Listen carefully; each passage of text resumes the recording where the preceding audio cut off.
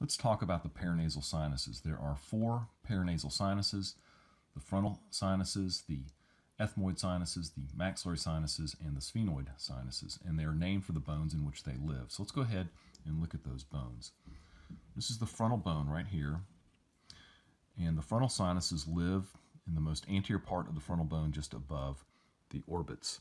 Let's go ahead and look inside one of these orbits. This is part of the ethmoid bone. The ethmoid air cells live on the other side toward the nasal cavity, right here. The term ethmoid sinus has been retired in favor of ethmoid air cells, and I think you'll see why in just a little while. This is the maxilla right here, and that's where the maxillary sinus, the largest of the sinuses, lives. Let's go ahead and pull out the other view of the skull here. This is where the top of the skull has been removed. This is part of the sphenoid bone right here. You can see this very thin bone right here. Below this very thin bone is where the sphenoid sinus lives. Because that bone is really thin, and because of where the sphenoid sinus is, if you have an infection that breaks through the bone, it can very easily get into the middle cranial fossa, and obviously that would have potentially catastrophic consequences.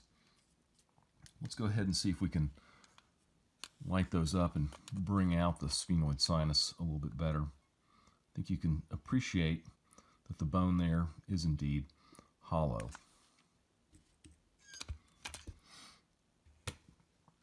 Let's go ahead and go back to our skull, and let's go ahead and illuminate some of those other sinuses. We're going to start by looking at the frontal sinus. You can see that the bone is indeed hollow, and that's where the frontal sinuses live. Let's go ahead and try the maxillary sinus right here, and you can see that that also is hollow. That's where the maxillary sinus lives.